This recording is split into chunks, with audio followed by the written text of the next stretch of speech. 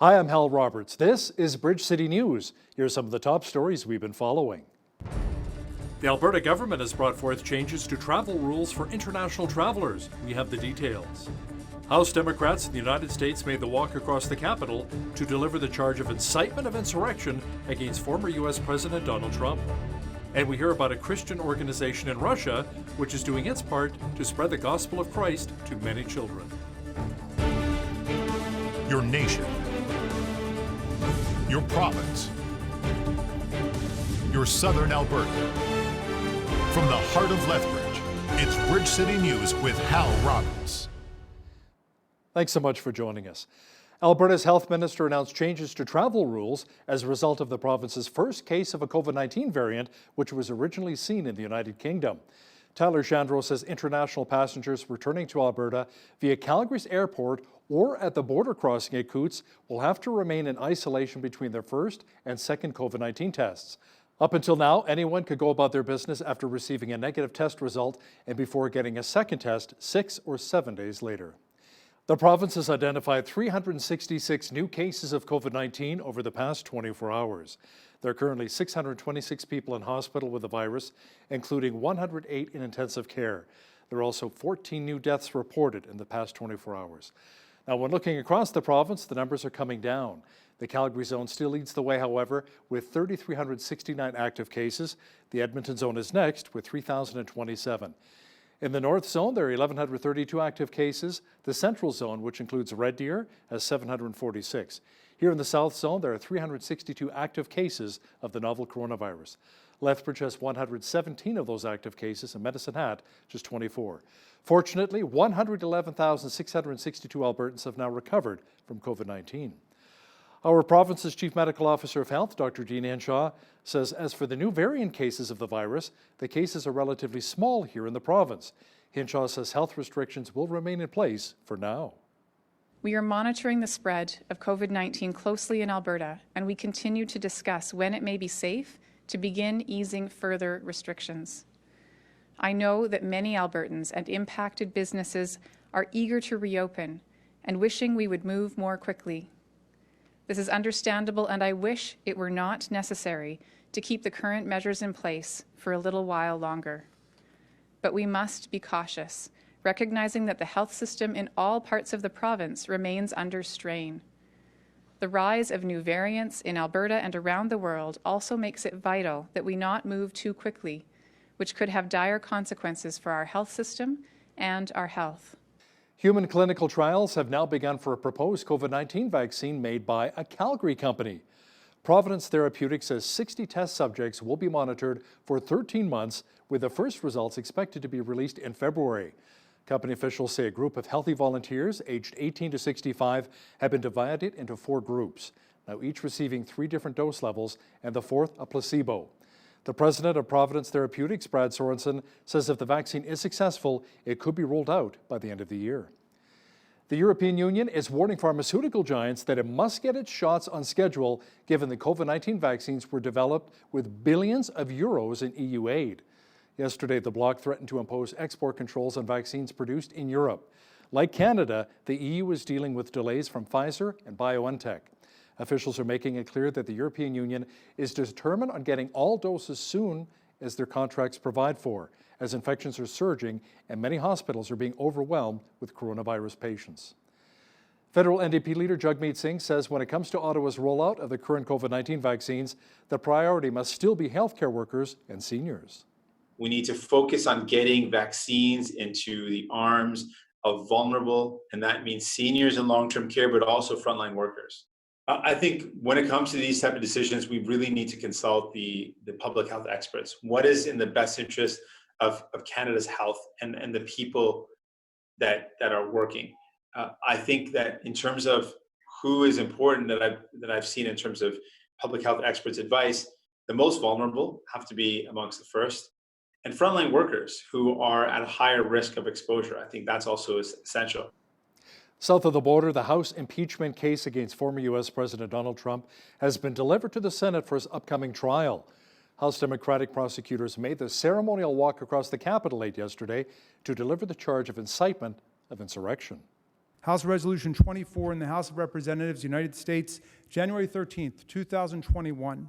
Resolved that Donald John Trump, President of the United States, is impeached for high crimes and misdemeanors, and that the following article of impeachment be exhibited to the United States Senate. Article 1, incitement of insurrection. The Constitution provides that the House of Representatives shall have the sole power of impeachment, and the President shall be removed from office on impeachment for and conviction of treason, bribery, or other high crimes and misdemeanors. Donald John Trump engaged in high crimes and misdemeanors by inciting violence against the government of the United States. U.S. political reporter Lisa Daftari says with what transpired at the Capitol, U.S. President Joe Biden is now looking at legislation of increased surveillance. That means Big Brother will always be watching your every move. She says that doesn't sit well with many Americans. We had the Capitol Hill incident, but now do we need cameras on every street? Do we need someone watching us? Do we need to be, told where to go, how to be, for businesses to be shut down, to wear a mask? I mean, all of the regulation that's coming with this, and what will it mean in the aftermath? I think that's what it's going to come down to. How much will Americans get used to the status quo, or the new normal, as everyone calls it, and how much will we fight back once we are out of this chapter? Lisa Daftari will also discuss why leaders in Iran are happy that the Biden administration has taken over. That interview is coming up after Business News. U.S. President Joe Biden officially signed the Buy American executive order to boost government buying from U.S. manufacturers. Biden says under the Trump administration, federal contracts awarded to foreign companies went up 30%. I'm creating a director of Made in America at the White House Office of Management and Budget, who will oversee our All of Government Made in America initiative. That starts with stopping federal agencies from waiving Buy American requirements with impunity, has been going on. If an agency wants to issue a waiver to say we're not going to buy an American product as part of this project, we're going to buy a foreign product, they have to come to the White House and explain it to us. In Canada, the opposition Conservatives are urging the Trudeau Liberals to push back on Biden's plan to prioritize American suppliers for government contracts. International trade critic Tracy Gray says the Buy American plan puts the two countries' mutual economic recovery at risk. A Canada-U.S. trade lawyer says Canadian suppliers and contractors will need to remain on guard and to be aggressive on this file. Dan McTeague is a former Liberal MP, and he's currently the president of Canadians for Affordable Energy. Dan, how will Joe Biden's Buy American campaign impact Canadian companies? Well, I think a lot of Canadian companies are assessing their positions. This sounds like the good old days of, tariffs and, of course, preferential treatment. Governments in the United States buying only products from their country, skirting around various trade agreements. I suspect this is going to be several weeks of angst for a lot of business in Canada, manufacturers as well. Who probably for most part didn't think this was going to happen and may very well have bargained for something far more than they could have ever conceived. Can the Trudeau Liberals put any pressure on the Biden administration to do away with these types of protectionist policies and consider Canadian companies? Well, I think their first angle will be to say, hey, look what a great job we're doing hammering Canadians with carbon taxes and regulations. But that aside isn't going to serve as any help to Mr. Biden and his newfound support in manufacturing areas, which in the past have been hard hit and will likely be very vulnerable with the change in the economic direction. But again, these are early days. One has to imagine that for a lot of Americans, this is also going to be a push and a pull. Perhaps they will see more in the way of preferential treatment, jobs favoring American companies. But for Canada and for our negotiations, I think it's pretty clear that the Prime Minister has to take a North American approach. Dan, how damaging was it to Canada's energy sector having Joe Biden pull the presidential permit for Keystone XL? Oh, I think it's extremely damaging. It's a slap in the face diplomatically. And of course, the lack of response by the federal government shouldn't surprise anybody. This is a government that doesn't understand which side of its bread is buttered. And frankly, to throw away an industry that's as important as Canada's oil and gas sector, not being able to build a single pipeline. We're seeing with TMX, significant delays, all sorts of obfuscation. The reality, I think, is becoming very clear that this country is not going to be able to dig itself out of the financial hole in which it set itself. Pandemics aside, I think it's pretty clear that Mr. Trudeau may very well behind his back be crossing his fingers and crossing his toes, happy that this in fact has happened. This really accords with his green woke agenda, an agenda which is, by the way, likely to undermine Canada's ability to get back on its feet economically post-COVID-19. That was former Liberal MP and current president of Canadians for Affordable Energy, Dan McTeague, joining me from Ontario. For the first time ever, Canada took part in Firefighter Cancer Awareness Month. A 2018 study says that cancer is the leading cause of death in Canadian firefighters. These brave souls and their families want their communities to be aware of the staggering amount of firefighters who lose their lives each and every year. Video journalist Ainsley O'Reilly spoke with officials at the International Firefighter Cancer Support Network, along with local detachments who spoke about the urgency to get people talking. A 2019 study shows that 75% of all firefighter deaths internationally are cancer-related. 1 in 3 of us gets diagnosed. Truly it's been defined as an epidemic in the fire service. Cancer has been. In less than 10 years, the Medicine Hat Fire Department has lost 4 firefighters to occupational cancer. Dylan Gustafson worked with all of these men. These are people everyone sees on a regular basis. You see us out in the community, you see us doing charity events or coaching or at the grocery store. And it's not just, it's a firefighter nobody knows. These are, there's faces to the names and everybody really connects with that too.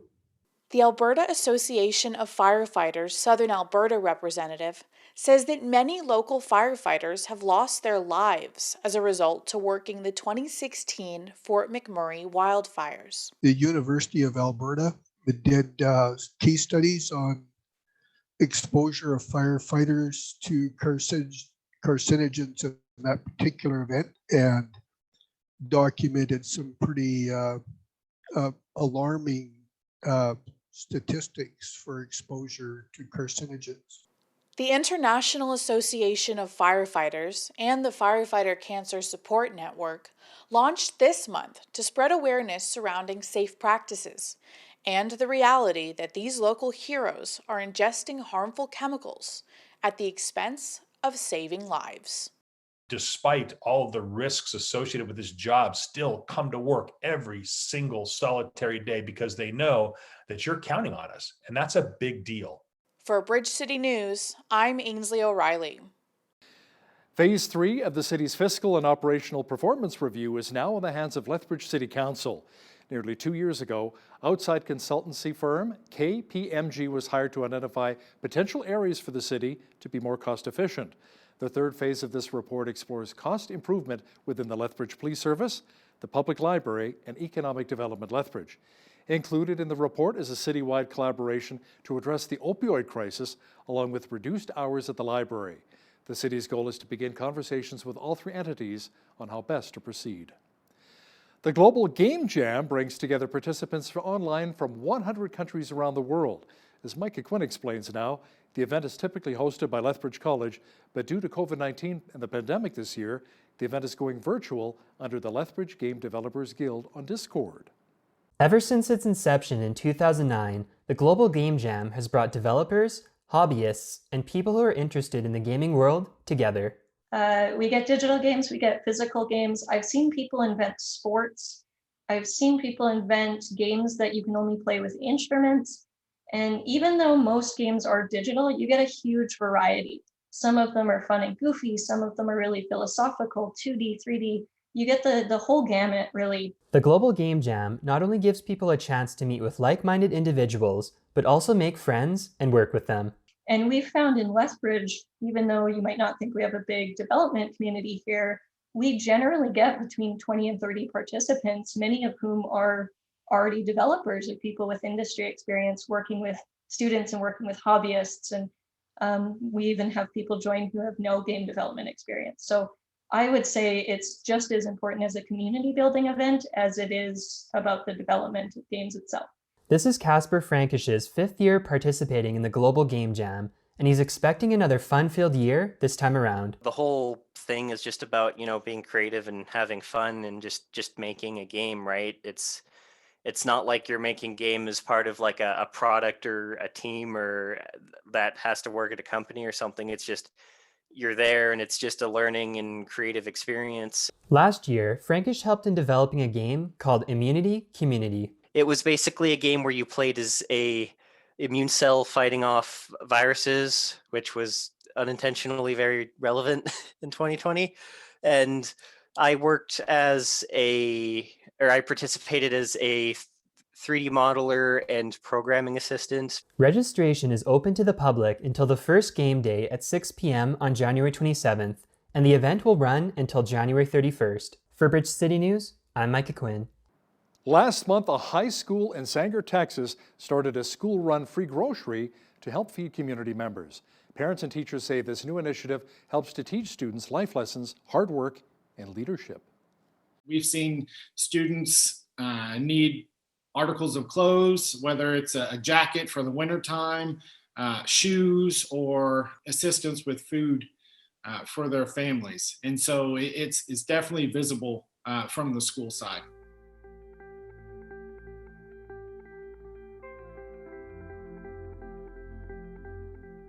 Tuesday from 6 to 7 p.m. A vehicle pulls up to our school. We just take down some general information about, name, kind of where they live, and then number of people in the household. And then we assist them with food and groceries and supplies. So I'm currently the store manager, and I take inventory. I take the food to the cars. I like seeing their smiles and being like how appreciative they are, knowing that they are thankful that we're doing something like this. With Hunter, it's just, we're trying to teach him life lessons every day, how to not only take care of himself, but other people. And we're just super excited for him here, just seeing him grow in this aspect, really watching him. It just makes us proud. I think it's very important because a lot of people don't see the good that can come out during the pandemic and the stuff that you can do, even though it's hard right now. We're trying to spread good things, and we want our kids to move on and to continue to do good for the community and for the people around them. A motorist killed one person and injured at least 6 other people along the streets and sidewalks of Portland, Oregon. Police say the driver then fled on foot and was later arrested.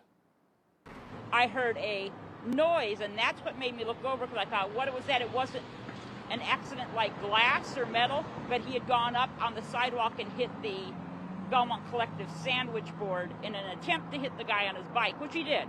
It's just crazy how one person could go on some rampage, and how many people did he traumatize? I mean, I was very minor, I got away without a scratch. I felt sort of foolish, like maybe I was overreacting, because you really don't expect a car to ever try to hit you, But later on, when I heard about everything that happened, I was really glad I ran up that embankment. If I'd been wearing headphones and listening to music, I probably would have been run over. Even though Christmas is wrapped up in North America, people in other parts of the world are still being blessed while celebrating Christ's birth. An annual event launched by Slavic Gospel Association almost 20 years ago is on target to distribute Christmas gifts and children's Bibles to many in need. We have more now in this report. Slavic Gospel Association's church partners are getting very close to their goal of distributing Christmas gifts, children's Bibles and personalised ornaments to 50,000 hurting children across the former Soviet Union as part of their latest Emmanuel's Child Outreach. The charity's vice president is Eric Nook. So the goal of 50,000 actually is probably a small goal because the need is so profound. And when they're ministering to those kids, they're all over the place. They're in orphanages, they're in cancer wards and hospitals, they're in impoverished homes and in these communities. And so the churches are very dynamic in reaching them. So the number may seem quite a bit larger than what we've done in the past, but all the evidence is that we're on track to even exceed that number. So it's very exciting. Peter Wooding for the Global News Alliance. Great seeing how many lives are being touched through the Slavic Gospel Association, isn't it? It was great to see blue sky again today in southwestern Alberta, but overall, we had kind of a mixed bag. Some sunshine, clouds, even light flurries in some areas of southwestern Alberta. As for the cooler temperatures, they'll be moving on. A complete look at the weather picture is coming up. It was another cool day in Lethbridge, but we had lots of blue sky today. Jeanette Roche is here now with a complete look at the weather forecast. Jeanette, just a few more days of cooler temperatures, then we should be back above zero just in time for the weekend. Yeah, it is certainly going to warm up again as we head into the plus temperatures for the weekend. But before that, we got to get through some colder weather snaps there. Into this evening, an overnight low of -19. Could feel more like -24 though with that wind chill. Into Wednesday, 60% chance of flurries tomorrow, high of -10 and -13 the high for Thursday with sunny skies. Sunshine also on Friday with a high of -6. Then we are going to climb into those plus temperatures for the weekend. Saturday, 2 degrees, sunshine, mix of sun and cloud for Sunday with also a high of 2. Then we're going to drop again into the minuses. -2 is the expected high for Monday with mainly overcast skies. So we've got temperatures dipping, climbing and dipping again, kind of all over the place, but still within the average here. Average high for this time of year, -1, -13 the average low. 15 was our high temperature back in 2003, and in 1954 we had our chilliest day on record, which was -34. 8:12 is when the sun rose this morning and our sun set this evening, 5:16 p.m. So let's take a look at what's happening across the nation for tomorrow. The highs over on the west coast, Victoria could experience some showers with a high of 5 degrees. 4 degrees expected in Vancouver. Showers in the city. Snow in the higher terrains. They're also windy. -13 the expected high in Edmonton. 60% chance of flurries. 30% chance of flurries in Calgary tomorrow with a high of -13. Now an Arctic low pressure ridge is taking effect in the southern prairies, giving off frigid temperatures there. -18 the high in Saskatoon, -16 the high in Regina tomorrow, -21. Winnipeg's under an extreme cold warning with sunshine, and of course those temperatures are going to feel a lot colder with that wind chill as well. -3 the high in Toronto tomorrow with overcast skies, -8 the high in Ottawa. Chance of flurries there, mainly cloudy in Montreal tomorrow with a high of -4. Over in Atlantic Canada, as we look at what's happening in the Maritimes, Fredericton's high -1. Chance of snow there, mix of sun and cloud expected tomorrow in Halifax with 1 degree is the high there, -1 in Charlottetown, chance of flurries. Flurries also expected tomorrow with winds as well in St. John's, Newfoundland, high of 0. There you go, that is your forecast. Today's weather is brought to you by Runner's Soul, Lethbridge and Southern Alberta's sole specialty running and walking store. A motion by the Alberta NDP to release all documents related to the Keystone XL pipeline expansion was voted down 8-3 by the UCP's Public Accounts Committee. The United Conservatives and Premier Jason Kenney have been under fire after investing billions of taxpayers' dollars into the expansion, which collapsed following U.S. President Joe Biden pulling the presidential permit on the project. The NDP says the Alberta government faced significant legal and political risk, investing up to $7.5 billion into Keystone XL. The NDP says with the cancellation of Keystone XL, 1,000 more Albertans will be out of work, and those workers need to be supported. Cenovus Energy says it will cut around 2,000 jobs over the next couple of months. Now, various sources say the first round of cuts were expected to take place today, followed by additional job losses in February and March. An internal memo says most affected workers will receive termination notices by phone as work-from-home mandates remain in effect due to COVID-19. The move comes after the company finalized a deal to purchase Husky Energy. A Regina City Councillor who proposed a ban on oil industry sponsorships of city-owned facilities appears to be backing down. The motion was brought forward by Daniel LeBlanc at an executive committee meeting last week, where it was passed by a vote of 7-4. LeBlanc is now saying he will withdraw the motion before a final vote at tomorrow's council meeting because it has really divided his community. The motion sparked a petition by Regina Conservative MP Michael Cram. It gathered 4,500 signatures against the idea. Grocery and pharmacy retailer Metro is reporting solid first quarter sales. The company says its profit was up 12% from a year ago to $191.2 million, and sales were up 6% to $4.28 billion. Pharmacy sales edged up only slightly as measures to curb COVID-19 reduced in-store traffic, along with demand for cough and cold products. Metro says an 8-week labor dispute at a distribution center in Quebec also dampened overall sales. Now, here's a look at today's markets. The TSX was down 126 points in the day to finish at 17,779. The Dow was down 22 points to 30,937. The S&P 500 was down 5 points to 3850, and the Nasdaq was down 9 points on the day to 13,626. West Texas Intermediate Oil was down 6 cents to 52.71 US per barrel. Natural gas was up 5 cents to 2.65 US. Gold was down a cent to 18.50.91 US an ounce, and silver was unchanged on the day at 25.47 US an ounce. Wheat is at $297 per metric ton. Barley's at $302, canola's at $6.87, and corn is at $335 per metric ton. Live cattle were up 48 cents to $117. Feeder cattle were down 90 cents to $135.65, and lean hogs were down 18 cents to $70.45. The Canadian dollar was up slightly over the past 24 hours to 78.78 US.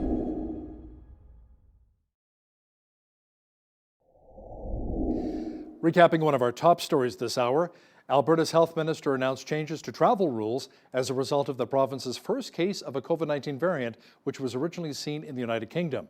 Tyler Shandro says international passengers returning to Alberta via Calgary's airport or at the border crossing at Coutts will have to remain in isolation between their first and second COVID-19 tests. There could potentially be a bigger threat from terrorists now that the Biden administration has taken over in the United States. That is according to foreign affairs expert Lisa Daftari, who will explain why in just a moment. As the United States vows to coordinate with Israel, Iran says no changes to the 2015 nuclear deal. To talk more about this in more detail and how it affects us here in North America is U.S. political reporter and foreign affairs expert Lisa Daftari joining me once again from Los Angeles. Lisa, Israel is pushing for any return to the agreement to include fresh limitations on Iran's ballistic missile program, which is a threat to so many people. Yeah, and that's at the very worst. Look, Israel obviously is pushing for there to be no deal and no warming of relations between the U.S. and the West and Iran's regime, and to continue something along the lines of Donald Trump's pressure campaign, which was actually working at curbing some of the activity by the Iranian regime to build a nuclear weapons program, to export terror, to fund terror groups in the region like Hezbollah and Hamas, the Houthis in Yemen, and the list goes on. Now, Israel is saying, well, if you will have a deal, at the very least, please include in the fine print that they will not be able to have a ballistic missiles weapons program, and they won't be able to enrich uranium after a certain point, and that they will have limitations. There actually be some sort of leverage here for, Iran to minimize the amount that it produces in terms of a weapons program. Look, it seems like the Biden administration is very gung-ho on jumping right back into a deal, and the Iranian regime is counting on that. That's why they're calling the shots. And in the headline that you read, the Iranian regime is saying, look, no changes, meaning we have come away from that deal. We have, we're enriching uranium at a certain level. We are going to go after a weapons program. And guess what? We're not going to stop. We're not going back to the original deal because the U.S. left the deal. So you can tell by who's calling the shots here as to who thinks that the Biden administration is quite weak and will listen to them. So it's quite interesting to see how this plays out. Absolutely. Commander of CENTCOM, General Kenneth McKenzie, will arrive in Israel later this week and what will be the first high-level visit by a top American official since Joe Biden was sworn in as president last week. Lisa, what's so significant about this visit? Yeah, it's a good sign for those who are extremely worried about the Biden administration just throwing Israel under the bus, like his predecessor did, I should say, who his running mate did, President Obama, with really turning his back on Bibi Netanyahu and Israel completely. Obviously, a huge departure from the Donald Trump presidency, which was extremely friendly towards Israel, and vice versa. They had a wonderful relationship in which they signed deals and were able to push a peace deal through, etc. This trip, at least the optical aspect of it is quite important to say, look, we're going to take into account what Israel wants, what Israel needs, and that they are our ally. It's an acknowledgement. If you remember, President Obama never went to Israel. He was probably one of the more, modern presidents that didn't visit Israel, our biggest ally in the region. So it's quite important to maintain the relationship with Israel. The United States relies on them for intelligence, for technology, and of course, geopolitically, our main ally in the region, in the Arab world. So, we'll see what happens if there will be a deal, but we know that many in the Biden administration are very much pro getting back into an Iran deal, and we'll see how Israel feels about that. Now, Israel officially opened an embassy in the United Arab Emirates with the arrival of an envoy. This is pretty significant, isn't it? Yes, absolutely. This is exactly what shows us how far we've come from the days of an Obama Middle East. So even if the Biden administration wants to take out that old handbook and say, well, let's flip back to what we're going to do with Israel and Iran and getting back to the Iran nuclear deal and to hit, delete on all of President Obama's achievements in the region, it's going to be very difficult. You can do it from an administration standpoint, from a legislation standpoint, but you can't do it from an implementation standpoint. The Middle East has gone forward. They have evolved. You have young people in the Middle East now looking towards a future together. So you're having the embassies from the UAE in Israel and vice versa. You have the warming of real relations. Again, how you and I spoke about how this is no longer just a piece of paper. This is an actual relationship where they will be exchanging tourists and technology and having weddings in Dubai, Israeli weddings in the United Arab Emirates. It's a big deal. It's a big deal. And this just signifies the direction in which the Middle East is headed. CBS is reporting that the United States has surpassed 25 million COVID-19 cases. But Lisa, fortunately, more than 15.5 million Americans have also recovered from the virus. But is your country making any headway now that the vaccines are finally being dished out? Well, we hope so. Here in California, today the governor announced that we're going to come out of our stay-at-home directive, which is, a bit suspect for many because we're still being told that the emergency rooms, the ICUs are all packed, that the hospitals are at full capacity, that we're still showing high numbers, but that, all of a sudden magically we're opening up. And, we're seeing this in New York. The governor of New York announced the same thing. It's time to open up. The businesses have suffered enough, which is extremely troublesome to many businesses and people who have had their businesses entirely collapse because of the shutdowns. The timing of all of this is extremely questionable. Look, if we're in a pandemic, if the ICUs are packed, then that's why we are closed. It doesn't just mean that we're, a week into the Biden presidency that all of a sudden everything is peachy and that everything's going to open back up. So we need some numbers. We need some science, and we need to see why all of a sudden, even though we're still hearing that the hospitals are at full capacity, that they feel that we're going to be okay to get off of our stay-at-home directive. The new director of the Center for Disease Control says the Biden administration is struggling with a lack of vaccine data. Why is that? Yeah, the data is extremely, it's disorganized. It's disorganized. The people who were promised vaccines are not getting them. We're facing a shortage. Now, those who got round one are waiting for round two. There's a lot of mismanagement. And the Biden administration came in and all of a sudden want to, call the shots and have all these wonderful numbers to show, and they can't. So there's obviously a level of frustration there. But, this time period has been so difficult, and I think it would be for any administration, left, right, or center. But the Biden administration has to look at this and say, it wasn't all Donald Trump's fault. Any person who would be in office would have to deal with the craziness of all of this, the newness of all of this, and hopefully we can get back on track to be organized, to get some data, to really hear more about what this vaccine is doing.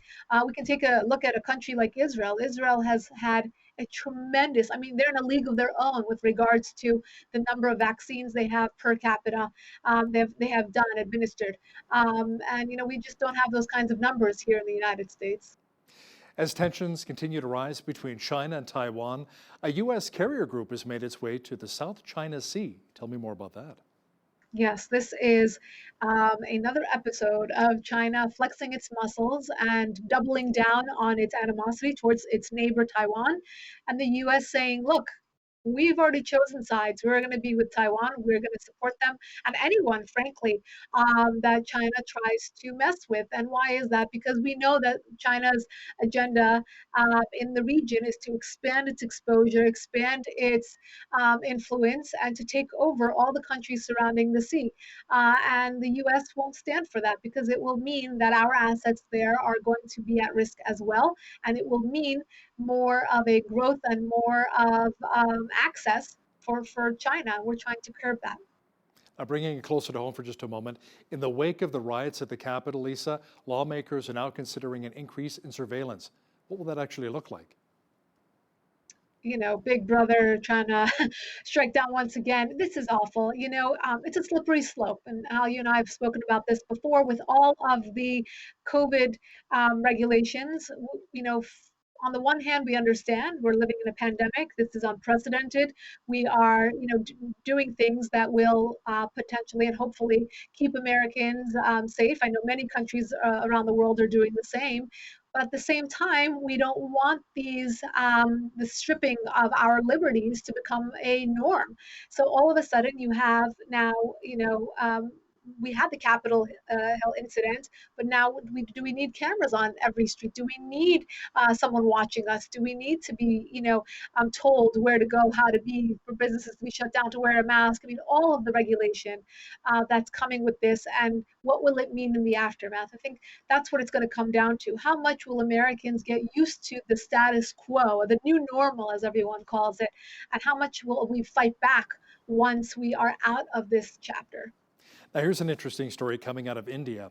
That Southeast Asian nation has launched vaccine diplomacy with gifts of COVID-19 vaccines to neighbors. Yeah, isn't that interesting? You know, India has been one of the most hard hit nations. They have been it's been so difficult for them to come to terms with even dealing with the numbers, the sheer numbers of people spread in. You know, that country has a very high population, a very dense population, and so it's understandable how it's been spreading so fast. Now, they've been trying to get themselves vaccinated and get the vaccine as quickly as possible, and so they've launched this program in order to bring some sort of unity to the country, bring some, you know, they're having obviously problems with China on one border. They're having problems with the farmers, the protests there. So they've been hard hit, and it's been a very difficult year for them. So hopefully some good news for people there who could be cheered up and again, bring the country together. Lisa, we are seeing constant anti-lockdown protests around the world, where you are in the US, here in Canada. But the latest one took place in the Netherlands, where protesters were seen sparring with police, and rioting youths in a Dutch village also torched a virus testing center. Yeah, I think people are done with this new normal, as they call it. Again, you're dealing with populations that don't want to be told what to do and when to do it and how to do it. You know, we're used to our freedoms, and when you're used to your freedoms and someone's telling you you can't go somewhere, you can't do something. On the other hand, we don't need a rave with 2,000 people on New Year's Eve to be a super spreader event. So, you know, this is a very new territory for the entire world to deal with and say, you know, to what extent can we regulate, and to what extent are we infringing upon people's freedom? And, you know, I think that the answer is somewhere in between, where we can, you know, all be responsible individuals and not contribute to the spreading of this virus, but at the same time, not be regulated to the point where people are doing things underground, getting haircuts underground, like Nancy Pelosi going to the hair salon, or getting their nails done underground, or going to, you know, each other's homes and gathering there instead of going to a restaurant and spreading it that way. So, you know, we can't wait to be out of this chapter, and I can't emphasize that more. You know, a friend of mine made this joke once. He said, in Canada here, it's legal to smoke pot, but illegal to get a haircut. The hippies have won. So I don't know, but if you think about that. Exactly right. Now, Lisa, let's talk about pirates for just a moment. Not the Jack Sparrow variety from Pirates of the Caribbean, but pirates who attacked a Turkish ship off of West Africa, killed one person and kidnapped 15 others? Yes, this is crazy. I mean, As soon as I saw this headline, I was like, I have to put this on my website because I think it's tremendous. When do you ever hear about pirates anymore? Well, they exist. They exist, and they are lurking in areas where they can actually do what they just did. They abduct, they steal, they rob, and in this case, they actually killed one individual and abducted 15. Now they're probably hoping to get ransom. They've robbed them. They've stripped them of everything that they have, and they're exactly that from the movies, from the cartoons. They're pirates. So they're waiting to really, exploit whoever comes into their territory. It's like the mafia of the seas. And this was really a tremendous story to hear in our time. Do we know if they're Somalian pirates? They were, I believe that they were. It's interesting because this is in the West Indies. It's an area where you have a lot of different people different types of ships coming through. They happen to be Turkish in this case. So, it's really an interesting story. We'll have to see the reaction from the Turkish government as to how they deal with this and getting their citizens back. Our foreign affairs expert and political reporter Lisa Daftari joining me once again from Los Angeles. Thank you, Lisa. My pleasure. A story we recently had on Bridge City News was that hundreds of schoolboys were abducted by a gunman in western Nigeria. To talk about this in more detail is Greg Musselman from Voice of the Martyrs, who joins me from St. Albert, Alberta. Greg, what's the latest? Have the kids been released? Yeah, well, that's all the reports that we've been getting. In fact, we know that they've been released because they have returned to their towns in Katsina State, which is in the northern part of Nigeria. The question is, have all the boys been released? Now, the school has about 800 boys, and over 300 of them were kidnapped. Many of them escaped. Some of them even were under threat of getting killed. They were running into the bush, but they were held by the Boko Haram. At least the Boko Haram have claimed that they did this. And some negotiations may have went on. We don't know. But the area where these boys were being held, and I think, well over 300, it's not easy to hide that many. So the Nigerian military surrounded the area. Whether there were negotiations, whether a ransom was paid, we don't know that. And there has been some reports that maybe some Boko Haram soldiers have been released. We don't know though. The government is denying ransom. They're denying that there was prisoners released in exchange for these boys being returned to their homes. So again, as you know, in this part of Africa, there's so many things that are going on. Eventually, perhaps the full story will come out. But the good news is that most of the boys have now been returned, hopefully all of them. And, just even reading some of the comments from the parents, they are absolutely overjoyed that their kids have been returned. Now, was this from a Christian school? Were these Christian kids? No, this is a government school. And from what I understand, most of the kids would have been Muslim. But the Boko Haram, yes, they target Christians. That's one of the things they do. They go into villages, they loot, they kill, they burn things down, they kill men, kidnap girls, kidnap women. But in this case, it was the education that they're coming against. And they see education as being very Western and anti-Islamic. And so anything that gets in the way of their ideology of turning northern Nigeria, then eventually the whole country, into an Islamic state under Sharia law, anybody that doesn't go along with that, militant brand of Islam, they are targets for violence. Greg, why doesn't the Nigerian government put its foot down and put a stop to extremist groups like the Fulani herdsmen, or a group they apparently like to emulate like Boko Haram, which causes so much havoc throughout Nigeria? Yeah, that is a good question. One of our partners, his name is Yunusa Madu, and he is the CEO of Christian Solidarity Worldwide Nigeria, one of the organizations that we work with. And I asked them that very same question. And this was in light of attack after attack of Christian villages. And then we saw video of all these children, women, men that had been killed. There was like over 20 in one village. And there was like more than 600 Christians for the first 5 months of this year that had been killed. And I asked them that very question, so why is the Nigerian government not doing more? And he said either they are incapable or they are, they don't want to, or they don't care. Now, interesting that, all these stories, and, we could talk for the next 2 hours just about stories in the last couple of months that have been taking place, in Kaduna State, in Plateau State, and other places in the central part of Nigeria, in the northern part of Nigeria. But it didn't have the I guess, the exposure, the media exposure and the outrage in Nigeria and around the world. And, President Buhari said, okay, please be patient with us. We're going to try to do something here. In fact, the state casino there is where actually the president is from. And he's just saying, please give us patience. But what started after these boys were taken was the Bring Back the Boys. And that has drawn a lot of attention and now putting pressure on the Nigerian government. And, again, many of these students, young men, were Muslim. And the outrage maybe is higher because they're not Christian. I don't know. But there is, I'm praying that there is a change of tide here and they will at least try to get some security. Because can you imagine living in a village with your family, your wife and children, and never knowing when these Boko Haram or Fulani herdsmen are going to come in, or Islamic State, affiliates as well, and cause havoc? So our prayer is that the Nigerian government would finally do something. Greg, let's move over to Pakistan for just a moment here, where a young lady named Arzu was abducted from her family home and forced into Islam, marrying a much older man. How much older are we talking about?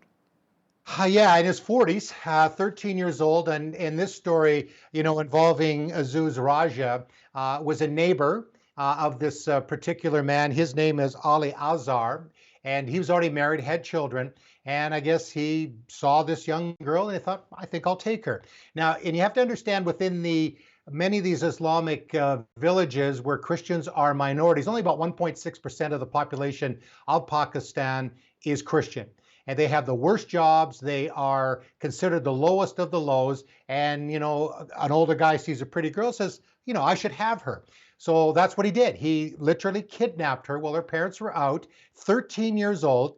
And the thing that makes this really disheartening is that when the parents learned what had happened, they went to the police. They knew who had taken Arzu, and the police just basically brushed them off. No, she has converted to Islam. False papers were given saying that she was over 18 and she has made, a free will decision to become Muslim and to marry this man. Now, in Pakistan, you have to be 18 years old of age or older to legally get married without your parents' permission. They did not get permission. Papers were falsified. She probably signed the document saying she accepted Islam by force. She was sexually assaulted and raped. And, it's just a horrible situation. Now, there's about 1,000 of these cases a year that happen. And, I personally find these ones the most difficult. I've got 3 daughters. I've got a granddaughter now, and I cannot imagine if that happened to me. And then it makes it worse is that the police and the authorities often don't do anything. But pressure was applied in this particular case, and this man was arrested. He has been charged with rape and kidnapping, and the people that helped him to falsify the documents, including a lawyer, have now been arrested. And I hope he's going away for a long time, that, justice needs to be served here. Arzu was put into a shelter when this was happening, before things get straightened out. Sure. And just before she was put into the shelter, her father, when he heard the decision that his daughter was to be returned to this man while it was being sorted out, and he was on the 2nd floor of this courthouse, and he was going to jump to his death. Oh, fortunately, there were human rights workers and lawyers there that, pulled him back and just said, okay, please don't do that. That'll make it even worse. So Arzu was taken into a shelter, and that is where she is currently. She is free to go home, but she doesn't want to go home now. And the feeling is that she has been so brainwashed and she is under fear. Not only, this particular man that did this, but also other Muslims in the community are saying that they're going to kill the family if she's returned. And it's a horrible thing. And unfortunately, Hal, this goes on all the time. We hear so many stories. It is so disheartening. The Christians are so, persecuted there. And then, this is the worst kind of persecution when you attack the children this way. And in many of the cases that we have seen, some of these young ladies have already had children and they're far underage. And hopefully the government of Pakistan will start doing something now, especially as international pressure is applied. Greg, you mentioned that Pakistan has a very small Christian population, the percentage like 1.6 points, 1.6%. But how many are actually turning away from Islam to Jesus right now? And how dangerous is it for people to convert to Christianity? Well, there's we don't hear the huge numbers like we do in some other countries like China or even Iran and in parts of Africa. But I do know that people are turning to Christianity. They're leaving Islam. In fact, I have a friend that I keep in constant contact with. He's in the northern part of Pakistan, which is the most dangerous place, Taliban territory. He is a former Muslim, and he has suffered greatly. In fact, a few years ago, I was in a Bible college in Pakistan teaching the theology of persecution and discipleship.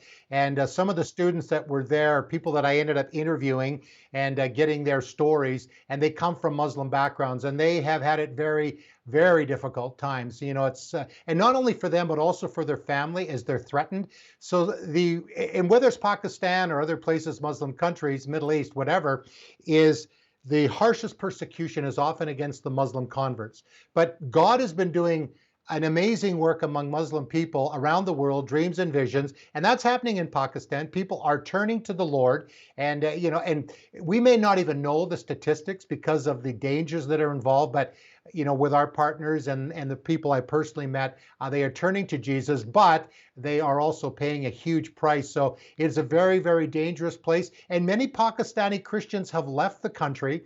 Some have come to Canada. Many are currently over in Bangkok, Thailand, basically in detention, trying to get to Canada, Australia, Western Europe, wherever it is. And of course, we don't want all the Christians to leave Pakistan, but I understand if you've got children, and I help sponsor a family to come to Canada. They have 2 young daughters because of the story that I just told you about our zoos. And so, it is hard for them there, but God is working. The kingdom of God will always move forward. The Holy Spirit is drawing people to himself, but in the midst of that is very, very harsh for them. Now, Greg, Pakistan's neighbor, India, also has a long history of persecuting Christians, and incidents of persecution are going up. Why is that the case? Well, it probably goes back, it goes back centuries, but particularly the last 10 or so years, there has been a real rise up of militant Hinduism. And particularly when Prime Minister Modi was elected in what's called the BJP. It's a very radical Hindu organization, government. It covers all sorts of things.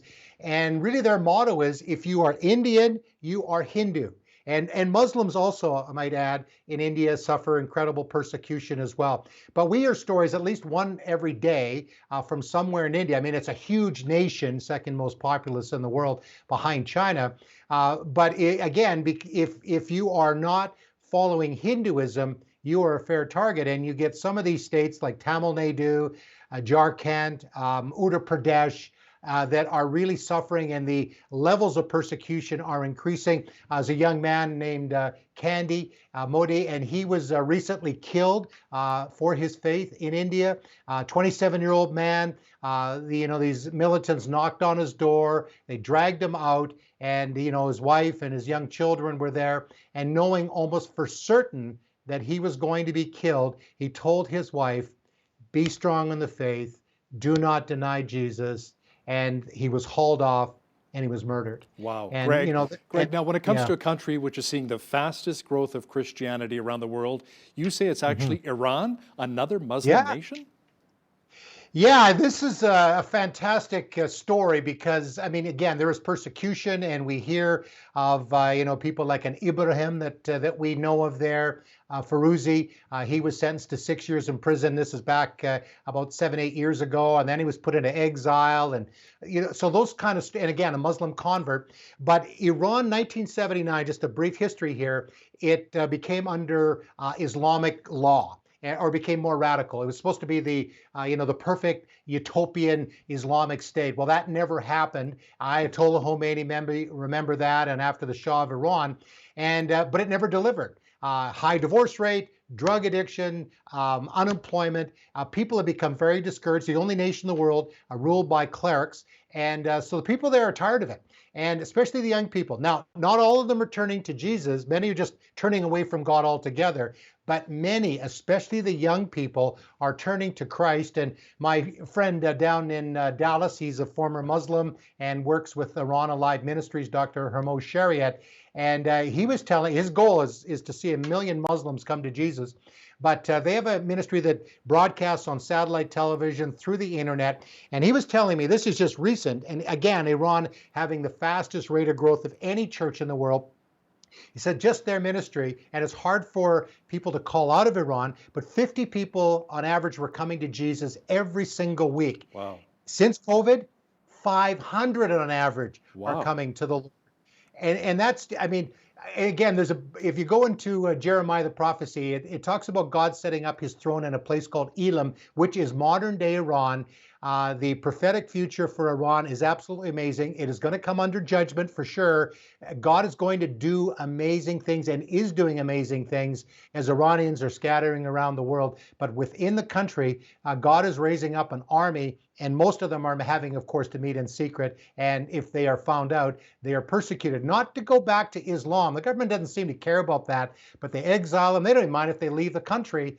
But it's a phenomenal thing that the Lord is doing in Iran at this hour. So, Greg, we only have about a minute left here. Let's discuss quickly the persecution of Christians in Asia, including China and North Korea. Is the church making any inroads right now, or are believers being forced underground? Yeah, I mean, in China, I mean, it's growing like crazy, of course. I've heard studies that out of Purdue University in the U.S. saying in the next 10 years, another 95 million Christians will be added to God's kingdom in China. North Korea is interesting. You asked me that. I was talking to Dr. Eric Foley with Voice of the Martyrs Korea in Seoul. We talked last night, and they are sending balloons into North Korea. Well, the South Korean government has now made that illegal because of pressure from North Korea. But still, the gospel is getting in there. They're getting amazing responses. And during COVID, the military people of North Korea are so fearful that if they get COVID, they could get executed or exiled. They're afraid to go to the homes of anybody, especially the Christians. And as a result, they actually right now have a little bit of freedom, and they're meeting, they're worshiping together and studying God's word. And the gospel is going forward in North Korea. It's amazing how God works. Greg Musselman from Voice of the Martyrs, thanks for joining me today from St. Albert, Alberta. Thanks, Hal. On behalf of all of us here at Bridge City News, I'm Hal Roberts. God bless and thanks for watching.